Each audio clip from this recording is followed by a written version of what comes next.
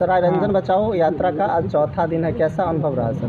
बहुत ही शानदार अनुभव रहा। बहुत कुछ नया देखने को मिल रहा है। जैसे जैसे क्षेत्र में बढ़ रहे हैं तो नया नया अनुभव हो रहा है। समस्याओं का भी अंबार बढ़ता चला जा रहा है और इसके अलावा नया अनुभव हो रहा है। जैसे कल एक ऐसे फार्म हाउस पर गए जहाँ चंदन की खेती हो रही थी, चंदन का पौधा लगा हुआ था, देसी गाय था, सेब की खेती हो रही थी।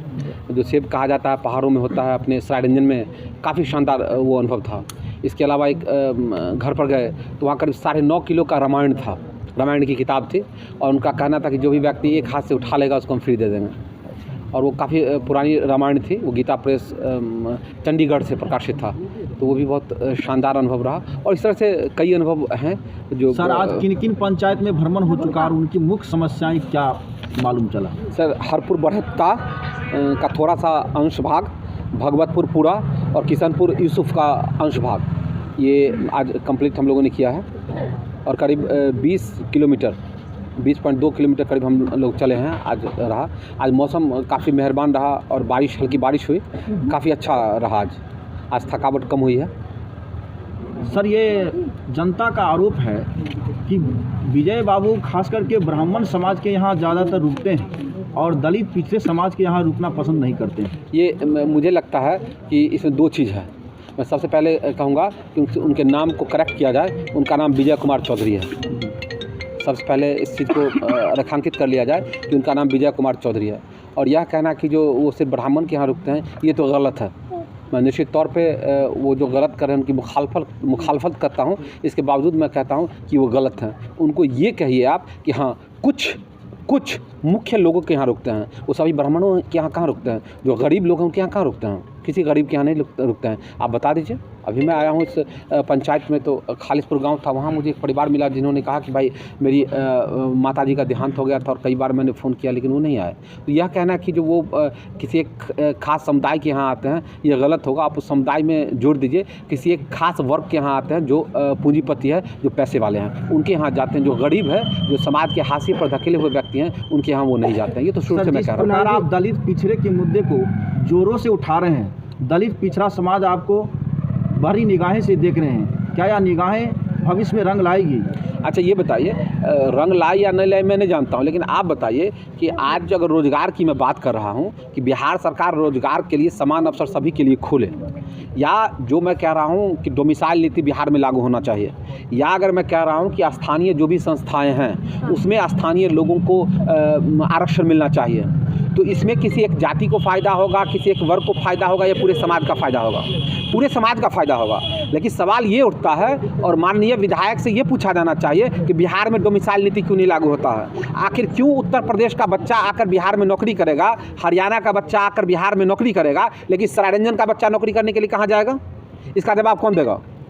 ये तो सवाल पूछा जाना चाहिए, इसका जवाब कौन देगा? और सवाल ये बड़ा खतरनाक है। आज आप देख लीजिए कि बिहार पूरे देश में सबसे युवा राज्य है, युवाओं की सबसे ज़्यादा जनसंख्या बिहार में है। और ऐसे में बिहार के लोगों को अगर बिहार की नौकरी में रिजर्वेशन नहीं मिलता है, आरक्षण नहीं मिलता है, तो कहाँ जाएगा? महाराष्ट्र जाता है उसको मार लगती है, राजस्थान जाता है मारा जाता है, असम जाता है मार खाता है, तो कहाँ नौकरी के लिए जाएगा?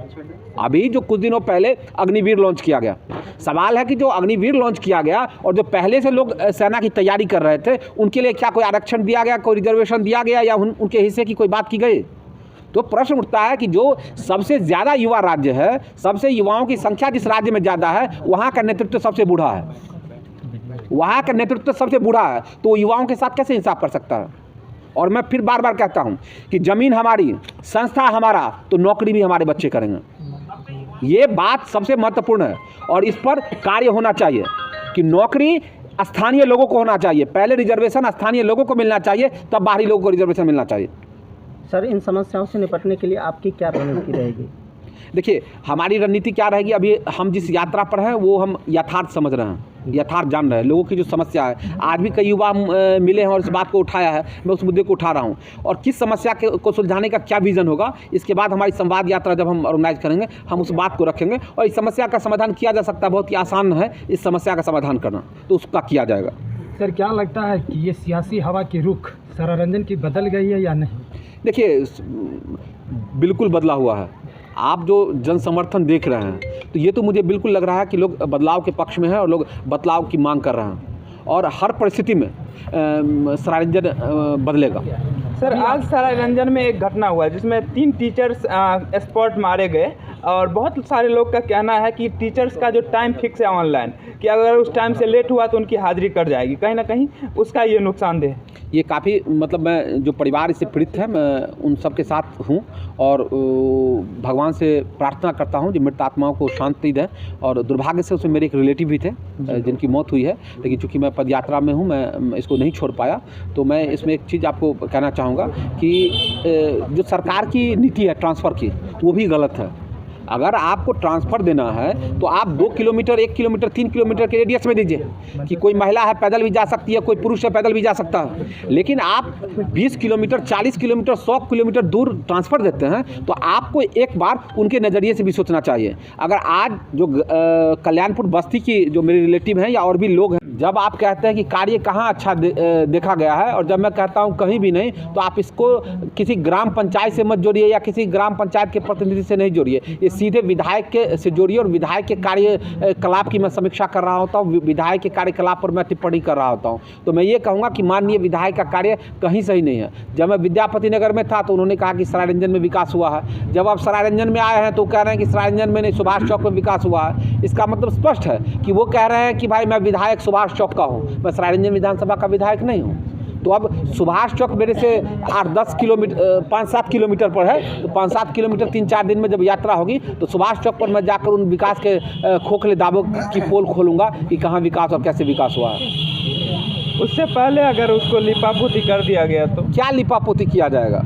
इस बात का लिपापोती किया जा सकता है कि करीब 1000 करोड़ का टेंडर था मेडिकल कॉलेज बनने के लिए और वो उत्तर प्रदेश के एक सरकारी संस्थान को दिया गया था, जिसको पेटी कॉन्ट्रैक्ट करके उनके रिश्तेदार को दिया गया। क्या इस तथ्य को बदला जा सकता है?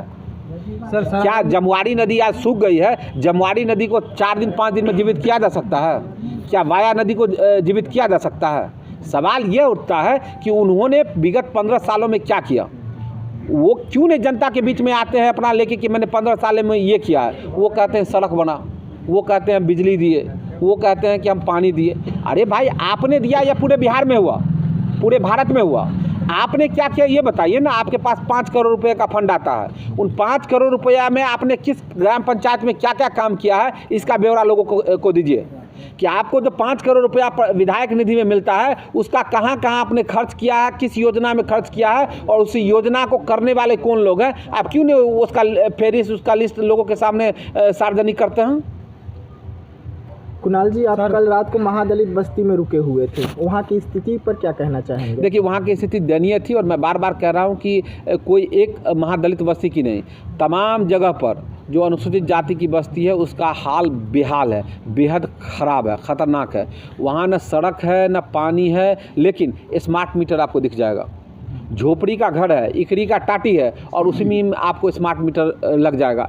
ये कितना त्रासदीजन्य है, पता नहीं। स्मार्ट मीटर ठोकने वाले को और स्मार्ट मीटर लगवाने वाले को दोनों के आंखों में शर्म है या नहीं है, ये मुझे समझ में नहीं आता है। अब जिसके पास घर नहीं है, सड़क नहीं है, पानी नहीं है, वो स्मार्ट मीटर रिचार्ज करने के लिए चौक पर जाता है और कमीशन दे के वो स्मार्ट मीटर रिचार्ज कराता है गूगल पे से या पे फोन से। इससे बड़ा दुर्भाग्यजनक स्थिति क्या हो सकती है? वहाँ एक लौता स्कूल था जिसको बंद कर दिया गया और स्कूल को करीब 2 किलोमीटर दूर शिफ्ट कर दिया गया, सड़क के उस पार कर दिया गया है। अब बच्चे वहाँ कैसे जाएंगे? जिस समय ये किया गया करीब 80 बच्चे उस स्कूल में एनरोल थे।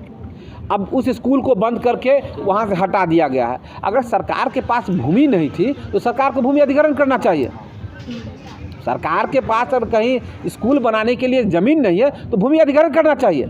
सरकार के पास भी तो ऐसे ही बहुत पैसा है। जब मैं जाऊंगा सरायरंजन में तो आपको बताऊंगा कि किस तरह से सरकार के पास ज़मीन उपलब्ध रहती है, सस्ती ज़मीन, और उसको छोड़ के वो मांगी ज़मीन 15 करोड़ रुपया में अधिग्रहण करती है। ऐसा भी हुआ है सरायरंजन विधानसभा में कि जहाँ गैर मजरूआ ज़मीन उपलब्ध है उसको छोड़कर किसी एक खास व्यक्ति के 13 करोड़ और 15 करोड़ रुपया में ज़मीन अधिग्रहण किया गया है। तो जब सरकार के पास इतना पैसा है ही कि सरकार की ज़मीन रहते हुए 15 करोड़ रुपया में अधिग्रहण करे, तो फिर मैं जिस ग्राम पंचायत में बैठा हुआ हूँ किशनपुर यूसुफ में, यहाँ बच्चों के खेलने के लिए मैदान नहीं है, यहाँ युवाओं को दौड़ने के लिए मैदान नहीं है कि अभी होमगार्ड का बहाली चल रहा है, बच्चा कहाँ दौड़ने के लिए जाएगा। तो क्यों नहीं सरकार जमीन अधिग्रहण करके मैदान बना देती है, ऐसा क्यों नहीं करती है? वहाँ पे सर लोगों के द्वारा बताया जाता है कि सरारंजन में तो इंजीनियरिंग कॉलेज, मेडिकल कॉलेज बना दिया गया है, लेकिन सरारंजन के युवाओं को रोजगार नहीं मिला है। इस पर क्या कहेंगे? वही तो मैं कह ही रहा हूँ, कहाँ रोजगार मिला है। और सदन में खड़े होकर वर्तमान विधायक है, उन्होंने कहा कि बिहार में डोमिसाइल नीति लागू नहीं होगा। इन्होंने ही कहा खड़े होकर, इनको जवाब देना चाहिए कि क्यों नहीं लागू होगा। झारखंड में लागू होगा, बिहार में क्यों नहीं लागू होगा। और मैं आपको ये बात भी कहना चाहूँगा कि उनसे पूछिए कि नरघोघी में जो बना इंजीनियरिंग कॉलेज या नरघोघी में बना मेडिकल कॉलेज, कितने स्थानीय लोगों को रोजगार दिए हैं बिना पैसा का, ये बात पूछिए उनसे। जो सिक्योरिटी गार्ड की नौकरी हुई है उसमें भी 30,000 रुपया से लेकर 2 लाख रुपया का घूस लिया गया है। इसमें भी ऐसे 50 आवेदन है। लोगों के द्वारा बताया गया है कि सरारंजन के युवाओं को रोजगार न देकर दूसरे विधानसभा के जो बगल में सटे हुए हैं उजियारपुर से या दलसी से, उनका जो स्थानीय घर है केवटा, वहाँ के युवाओं को रोजगार दिया गया है। देखिए मैं फिर कह रहा हूँ, बाहरी लोगों को रोजगार दिया गया है, बाहरी लोगों को। वो इसलिए कि अगर स्थानीय लोगों को लिया जाएगा तो उससे पैसा अगर लिया जाएगा तो क्षेत्र में बवाल हो जाएगा कि भाई पैसा लिया गया है। इसलिए बाहरी लोगों से को रोजगार दिया जाता है कि उससे पैसा के लेन देन में भंडाफोड़ नहीं हो। क्या सरारंजन के युवा में टैलेंट नहीं है जो बाहरी लोगों को जो यहाँ पे रोजगार दिया जा रहा है? अब यही तो माननीय कह रहे हैं, माननीय तो यही कह रहे हैं कि सरारंजन के लोग बच्चों में टैलेंट नहीं है। ये तो बिल्कुल कह रहे हैं। सर आपके अनुसार पूरे बिहार के युवा की डोमिसाइल नीति नहीं लागू होने का श्रेय विजय चौधरी जी को जाता है? बिल्कुल जाता है। इसमें कहने की क्या बात है? इसमें कहने की क्या बात है? इसमें 2 बात है। या तो विजय कुमार चौधरी कहना छोड़ दें कि हम नंबर 2 हैं, हम मुख्यमंत्री के बाद सबसे पावरफुल हैं, और नहीं अगर पावरफुल हैं तो इस बात को करवाएं कि बिहार में डोमिसाइल नीति लागू करवाएं। सर अभी सर आपके पास किशनपुर गांव में, जहां पे बैठे हुए उत्क्रमित मध्य विद्यालय किशनपुर गांव में 2 युवा साथी मिले और आपसे बात किए, वो अपनी समस्याएं रखे, तो इस पर क्या कहना चाहेंगे? देखिए 2 युवा साथी नहीं, ढेर सारे लोग मिले हैं, एक जगह मिले। वो जो राजनीतिक दल अभी सत्ताधारी दल हैं उनके कार्यकर्ता थे। वो बोले कि भाई आप विरोध कर रहे हैं बहुत अच्छा है, और प्रखर विरोध कीजिए। हम आश्चर्यचकित हो गए। हाँ बोले भाई आप जदयू के हैं और आप कह रहे हैं कि प्रखर विरोध कीजिए, क्यों? ऐसा क्यों कह रहे थे सर? हाँ तो वही हम पूछे कि भाई आप जदयू के हैं और कह रहे हैं कि प्रखर विरोध कीजिए, क्यों? तो आप जब प्रखर विरोध कीजिएगा तो हम लोग का पूछ बढ़ जाएगा। अब सोच के देखिए, जो सत्ताधारी दल के कार्यकर्ता हैं वो हमारे यहाँ पैरवी कर रहे हैं कि आप ज़बरदस्त विरोध कीजिए, आप जब विरोध कीजिएगा तभी हमारा पूछ बढ़ेगा, नहीं तो मेरा पूछ नहीं बढ़ेगा। ये तो हालात है। और यहाँ युवा का सुनता कौन है? युवाओं को ज़बरदस्ती बुलाकर और गले में गमछा ओढ़ा देना है और सोचते हैं कि गमछा ओढ़ा दिए अभी हमारा वोटर हो गया। तो यहाँ युवा को पूछता कौन है बताइए ना? सरारंजन में माननीय को जवाब देना चाहिए कि कितने लोगों को सरकारी नौकरी में मदद करवा दिए। वो काहे नहीं इस बात का जवाब देते हैं कि किशनपुर यूसुफ से हम 30 बच्चे को नौकरी लगवा दिए। उनके तो रिश्तेदार कहाँ से कहाँ कितना कंपनी और फैक्ट्री खोले हुए हैं। काहे नहीं सरारंजन में कंपनी फैक्ट्री खोल देते हैं जो 50 गाँव का बच्चा का नौकरी लग जाएगा? कहाँ वो काम किए हैं? तो उनका बस एक ही काम है कि बरगलाते हैं, इधर उधर करके वो बरगलाते हैं। मेन जो मुद्दा का फोकस है उस पर वो नहीं आते हैं। कुणाल जी, अगर आप विधायक बनते हैं तो सरारंजन में क्या रोजगार के अवसर मिलेंगे? देखिए सबसे बड़ी बात है कि कोई विधायक बन जाए, मैं बनूं या कोई बने, वो दिन को रात नहीं कर सकता है, सरारंजन को एक दिन में स्वर्ग नहीं बना सकता है। लेकिन सरारंजन की आवाज़ को विधानसभा में उठा सकता है ना। वो इस बात के लिए तो उठाया जा सकता था कि नरघोघी में मेडिकल कॉलेज बन रहा है तो कम से कम जो जॉब है उसमें यहाँ के युवाओं को रोजगार दीजिए, आप आरक्षण दीजिए। अगर इस ऑन डॉक्यूमेंट आरक्षण नहीं हो सकता है तो ऑफ द रिकॉर्ड तो इसके लिए काम किया जा सकता था, और हर ग्राम पंचायत से 2, 4, 5 लोगों को चुन के उसको नौकरी पर लगवाया जा सकता था। अगर 5 लोगों को लगवा दिया जाता तो 5 परिवार तो बढ़ जाता। काहे नहीं किया गया? क्यों नहीं किया गया? तो क्या लगता है कि सरारंजन के युवाओं के साथ सौतेला व्यवहार किया गया है ही भाई? इसमें कहा क्या जा रहा है? आप ही बात देख लीजिए, माननीय का जहाँ घर है वहाँ की स्थिति जाकर देख लीजिए, और सरारंजन के लोगों का स्थिति जाकर देख लीजिए। और घूम फिर के कहिए तो कहते हैं कि जो हम मेडिकल कॉलेज बनवा दिए। अरे भाई आप लिखित में हमको दीजिए ना कि आप मेडिकल कॉलेज बना दिए, मुंह से क्यों बोल रहे हैं? कि वो फोकस है मेडिकल कॉलेज और इंजीनियरिंग अब कॉलेज। पिछले साल भी उसका उद्घाटन करवा दिए थे मुख्यमंत्री को बुलवा के, चुनाव से पहले, चुनावी फायदा लेने के लिए। तो सवाल ये है कि पहले मंत्री जी लिखित में काहे नहीं कहते हैं कि हम बनवा दिए नरघोगी मेडिकल कॉलेज, नित्यानंद राय कहते हैं हम बनवा दिए, तेज प्रताप यादव जी कहते हैं हम बनवा दिए मेडिकल कॉलेज, और नरघोगी वाला बेचारा दिया जमीन, वो कह रहा है हम, और जितना किसान है उसका जमीन चला गया, उसको कोई पूछने वाला नहीं। काहे ने उनको उसके बच्चे को रोजगार लगवा दिए? कुणाल जी, आपके कार्यकर्ताओं को डराया जा रहा है। आज आपके घर के पास विजय चौधरी की टीम द्वारा जाकर हो हंगामा किया गया है। जी, ये भागवतपुर में थे तो हमारे एक कार्यकर्ता के साथ गाली गलौज किया गया, और उसके बाद आज नहीं कल माननीय मंत्री जी अपने काफिला के साथ हमारे यहाँ, हमारे गार्जियन हैं चंद्रकांत झा, उनका इंतकाल हो गया था, उसी में गए थे। मेरे घर के बगल से रास्ता है, तो इनका जब जा रहा था तो ये स्वयं बैठे हुए थे, मुस्कुरा रहे थे, और मेरे घर के आगे में वो मोटरसाइकिल का एक्सीलेटर वो सब किया गया, हो हल्ला किया गया। तो ठीक है, ये सबसे डरने वाले नहीं हैं। मैं बार बार कहता हूँ, जो अगर विजय कुमार चौधरी की माँ ने गेहूं का रोटी खा के उनको पैदा किया है, तो मेरी माँ ने भी गेहूं का रोटी खा के ही पैदा किया है। तो हम कह रहे हैं, और सरारंजन निरंतर पतला होता जा रहा है, सरारंजन निरंतर बीमार होता जा रहा है। इस पर क्यों नहीं जवाब देते हैं माननीय मंत्री? क्या सर, जब विजय चौधरी जी के रिश्तेदारों पर सीबीआई की शिकंजा कसा, तब आरजेडी और जदयू के बीच तकरारें बढ़ने लगा? अरे आप तो मीडिया बंधु हैं, आप लोग से पूछते हैं कि जाके माननीय मंत्री से पूछिए ना कि छापा पड़ा था, उसमें क्या मिला क्या नहीं मिला, वो हम तो जानते भी नहीं, पब्लिक डोमेन में आया नहीं, इस पर हम क्या कर सकते हैं? सर मीडिया उनसे सवाल नहीं कर सकती है, क्योंकि बहुत सारे आपके यहाँ जो मीडिया आती है उन्हें भी दबाया जाता है कि अगर तुम आए तो जेल भेज दिए जाओगे, जिस कारण 2-3 मीडिया बंधु ने आपके यहाँ आना भी छोड़ दिया है। अब ठीक है, जो नहीं आते हैं उनकी खुशी, और जो आते हैं उनकी खुशी, और आप सब लोगों से उनसे भी सवाल पूछना चाहिए। जिस तरह से मैं ओपन टॉक करता हूँ, उनको कहीं ओपन टॉक करने के लिए। मैं जैसे खुलेआम हर रोज़ कहता हूँ कि शाम को मेरा प्रेस कॉन्फ्रेंस है, जिस मीडिया बंधु को आना है, जो सवाल पूछना खुलकर पूछिए। उनसे कभी पूछ कर देखिए, खुलकर आपको बता दे तो कहिए। तो उनसे पूछिए जमुआरी नदी क्यों सूख गई, उनसे पूछिए कि वाया नदी क्यों सूख गई, उनसे पूछिए कि सरारंजन के युवाओं को क्यों नहीं आरक्षण दिए, क्यों नहीं रोजगार दिए, उनसे पूछ कर देखिए आप।